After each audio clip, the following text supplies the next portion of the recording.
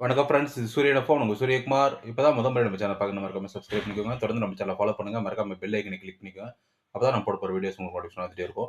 இன்னைக்கு ஒரு 3 விதமான அப்டேட்ஸ் மற்றும் விழிப்புணர்வு தகவல் தான் பார்க்க போறோம். அதாவது பார்த்தீங்கன்னா, முதல்ல வந்து விவசாயிகள பத்தி பார்த்துடலாம். விவசாயிகள் வந்து பார்த்தீங்கன்னா, மா, அப்புறம் வந்துட்டு நெல்லு, அப்புறம் வந்து வாழை. இதுக்கெல்லாம் வந்து ஃபசல் பீமா யோஜனா வந்து உங்களுக்கு ஆனுவல் பிளானர்ல அத அத பத்தின அறிவிப்பு வெளியாகுதான்னு முதல்லயே தெரிஞ்சுக்கோங்க. அது ஏன்னா 2 சீசன்ல அதுக்கான அறிவிப்பு வெளியாகுதான்னு முதல்லயே தெரிஞ்சுக்கோங்க. அப்படி இல்லன்ற பட்சத்தில நீங்க வந்து உங்களுக்கு ஈல்டு வரும்போது லாஸ் ஆகாம இருக்கிறதுக்கு வந்து பார்த்தீங்கன்னா, நீங்க கிராப் இன்சூரன்ஸ் வந்து ஜெனரல் இன்சூரன்ஸ் கம்பெனில 5 கம்பெனி இருக்கு. அது உங்களுக்கே தெரியும். யுனைடெட் இந்தியா, ஓரியன்டல், அப்புறம் நியூ இந்தியா அந்த மாரி ஒரு 5 கம்பெனி இருக்கு. அந்த 5 கம்பெனில நீங்க கவர்ன்மென்ட் சைட்லயே விண்ணப்பிச்சுக்கலாம். அப்படி இல்லாட்டி வந்து பார்த்தீங்கன்னா, நீங்க பிரைவேட் ஜெனரல் இன்சூரன்ஸ் கம்பெனி கூட இருக்குது. அதில கூட நீங்க விண்ணப்பிச்சுக்கலாம். பிரீமியம் பே பண்ணி உங்க சேஃப்டிக்காக. ஏன்னா நீங்க பயிர் கடன் வாங்கி, விவசாய கடன் வாங்கி, இல்ல ஏலம் எடுத்து, குத்தகைக்கு எடுத்து விவசாயம் பண்றீங்க.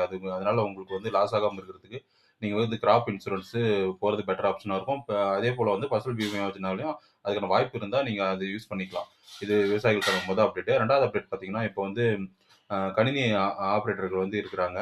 அவங்க வந்து பார்த்தீங்கன்னா, இனிமே வந்துட்டு கம்ப்யூட்டர் சயின்ஸ் அதாவது எம்சிஏ அந்த மாரி பர்ட்டிகுலர் படிப்பு கம்ப்யூட்டர் சார்ந்த படிப்பு படிச்சவங்க மட்டும் தான் வந்து எம்ஜிஎன்ஆர்ஜிஎஸ் திட்டத்தில வந்துட்டு கம்ப்யூட்டர் ஆப்பரேட்டர் நியமிக்கிறதுக்கு தகுதியானவங்கன்னு சொல்லி ஒரு அறிவிப்பு வெளியிட்டிருக்காங்க. இது 2வது அப்டேட். 3வது அப்டேட் பார்த்தீங்கன்னா, இப்ப வந்துட்டு அ பஞ்சாயத்துல வந்துட்டு பார்த்தீங்கன்னா, தண்ணீர் பிரச்சனை நெறைய இருக்கிற இடத்துல வந்துட்டு ஓஎஸ்டி ஆப்பரேட்டர் தற்காலிக ஓஎஸ்டி ஆப்பரேட்டர் வந்து ரூ. 250 நியமிக்கிறத வந்து நிறுத்தி வச்சிருக்காங்க அரசு.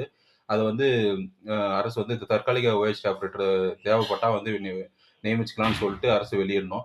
ஏன்னா வந்துட்டு நெறைய தண்ணீர் பிரச்சனை வரும்போது வந்துட்டு தற்காலிக ஓஎஸ்டி ஆப்பரேட்டர் இருந்தா அவங்க வாட்டர் எடுத்து விடுறதுக்கு வந்து ரொம்ப ஹெல்ப்ஃபுல்லா இருக்கும். அது அது வந்து நிறுத்தியிருக்காங்க அரசு. அத வந்து அரசு வந்து மறுபடியும் மறுபரிசீலனை செய்து, நீங்க வந்து எரநூ தற்காலிக ஓஎஸ்டி ஆப்பரேட்டர் நியமிச்சுக்கலாம்னு சொல்லிட்டு ஒரு அறிவிப்பு இல்லன்னு சொல்லிட்டு தமிழக அரசுக்கு கோரிக்கை வைக்கிறோம்.